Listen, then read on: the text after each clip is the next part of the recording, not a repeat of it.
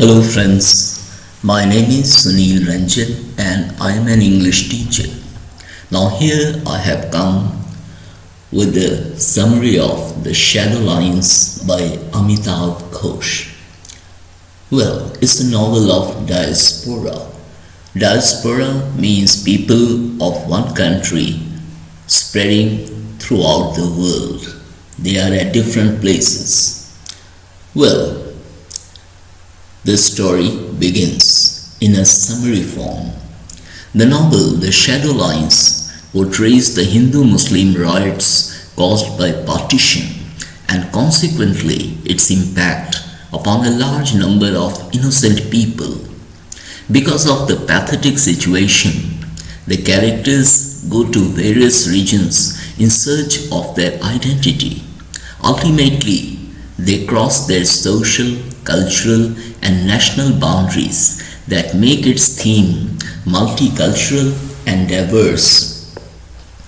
Because of the disappearance of the holy hair relic from the Hazrat Bal Mosque in Kashmir Valley in 1964, riots broke out in the region.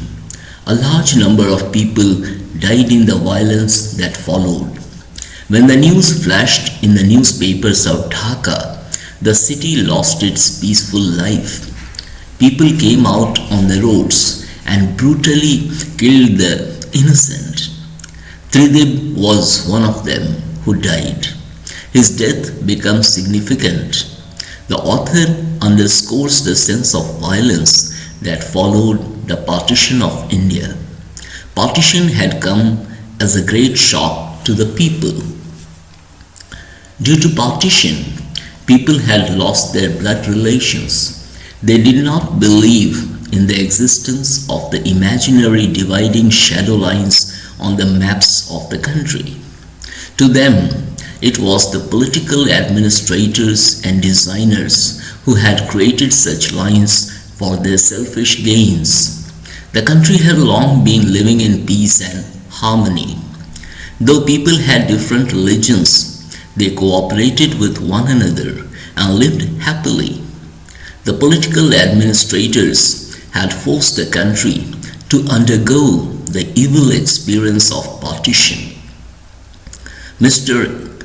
M.A. Jinnah was quite determined in his stand for the formation of Pakistan on the basis of religion.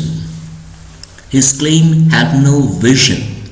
Ultimately, his stand led to dangerous turn and riots broke out after partition. Unofficial sources claimed that 5 lakh people lost their lives during and after partition. The common people on both sides of the border lived peacefully.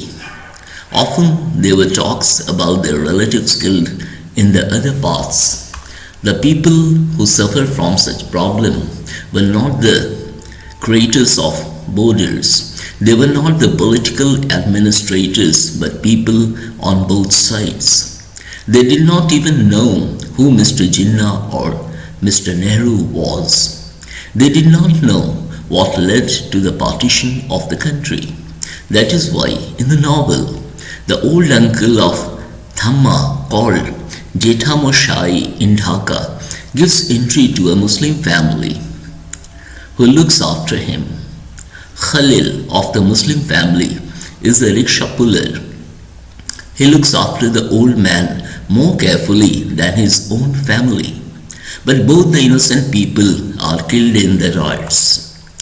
These innocent people have an immense love for their motherlands, irrespective of the borders drawn between them. The old uncle does not leave his old ancestral house in Dhaka. He loves his house and the city. He does not believe in the border lines between India and Pakistan. He says, once you start moving, you never stop. He even refuses the grandmother's proposal of going back to Calcutta. In this way, the old people live where their roots are founded. They are emotionally involved with their origin. As grandmother Thamma has deep love for her birthplace, she crosses the lines between the two countries and visits her old house in Dhaka. She thinks that a nation is formed due to the sacrifices of its people. She strongly revolts against the idea that her own motherland has become foreign now. She, along with many other people, is very much loyal and devoted to her own ideology despite the political division of the country. When the narrator tells her about Ila's disturbed married life and restless treatment of school in London, where she was not even defended by her unfaithful husband, she loses her temper. She scolds Ila for choosing a home outside her own country. She does not like her stay abroad, as she is culturally and nationally foreign there. She says straight that Ila has no right to live there, as she does not belong there. It took those people a long time to build that country, years and years of war and bloodshed. Everyone who lives there has earned his right to be there because of their father's blood. They know they are a nation because they have drawn their borders with blood. As against the character of grandmother, Ila is not perfectly rooted in her culture. She is the daughter of Jatin, who is an economist in the United Nations. She has traveled widely and has come to Calcutta during holidays.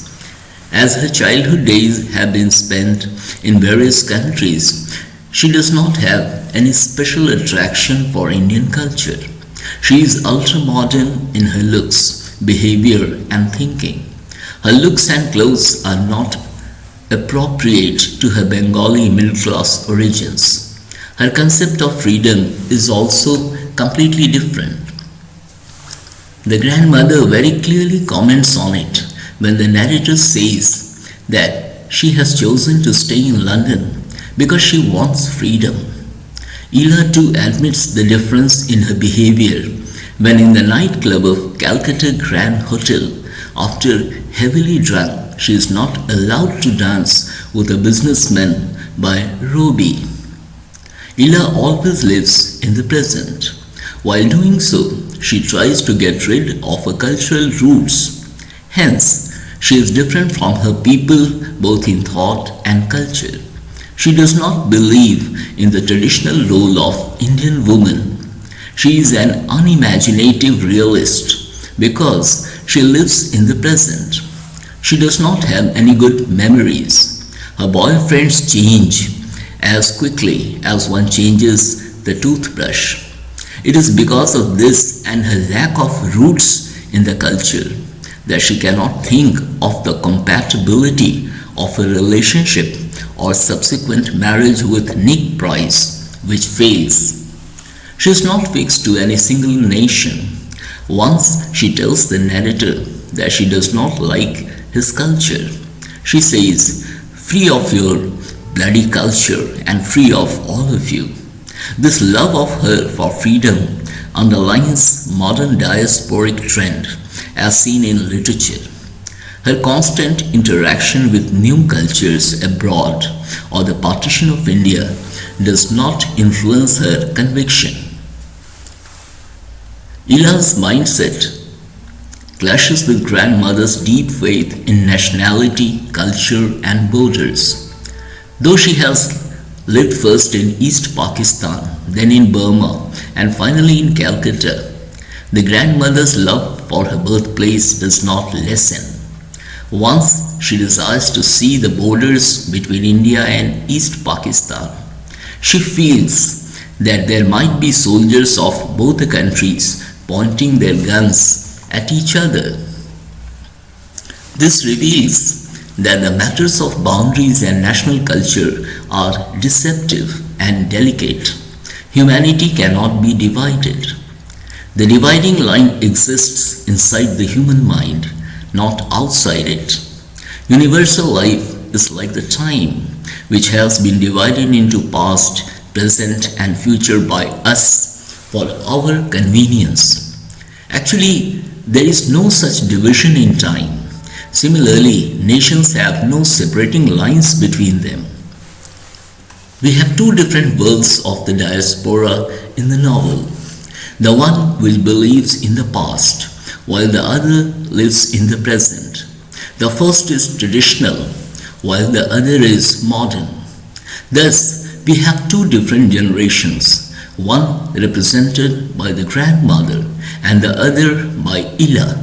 While Ila is trendy and modern, the grandmother is quite traditional and strongly believes in Indian culture.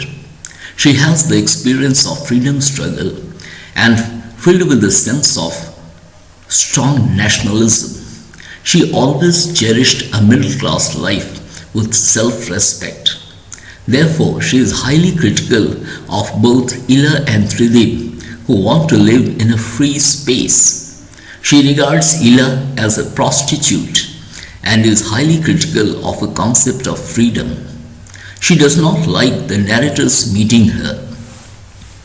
Out of anger, one day she writes to the dean in Delhi, where the narrator was pursuing his PhD, that her grandson had been visiting the prostitutes and he should be sent back home. She is highly critical of those who she thinks have deviated from Indian traditions. She disliked her sister Maya Devi's husband too, because she was ultra-modern in fashion. She was critical of Ila's European style, Sahib's habit of persistent smoking and drinking, and Tridib's failure to settle himself comfortably. In this way, Ila and grandmother Thamma appear as two of the characteristic forms of the 20th century diaspora. The different characters in the novel are involved in a type of quest. In fact, the narrator prompts his friends and relatives to explore their memories. Each character is in search of meaning and identity. This extreme and unique search of these characters in the novel underlines the fact that today's nationalism is a source of terrifying violence. Tridib's death is such a striking example. Therefore, according to the narrator, people must learn to go beyond the narrow confines of national and cultural identity. In the novel, the narrator grows into an adult. He is not like other characters. He gains maturity. He travels lands which have no boundaries. Such man-made boundaries are only shadow lines to him. Even Thamma, who is very much national, believes in the legacy of a birthplace called Dhaka, which is now the capital of Bangladesh, which had once been the part of India. According to her, the legacy of her birthplace is not separable from her sense of being an Indian. Hence, the novel focuses on themes of nationality, diaspora, internationality, and cultural and historical self-determination. This shows crystal clear from the title of the novel, which is quite symbolic. Partition divided Hindustan into India and Pakistan. This division had been shocking to many people, but a good number of people in the period did not believe in such political and administrative division, because people had been thoroughly and firmly rooted in their origin. Therefore, characters like grandmother succeed in maintaining their cultural uniqueness. They consistently remember their roots. All this speaks well of diasporic identity. In this way, the novel of Amitav Ghosh describes the substantial voices of Indian diaspora in specific and Asian diaspora in general. So friends, here I come to the end of the summary. If you have subscribed to my channel, well, it's fine. If you haven't, I'll suggest you to subscribe to my channel so that I'm able to come up with a lot more for you. This is my promise. Thank you.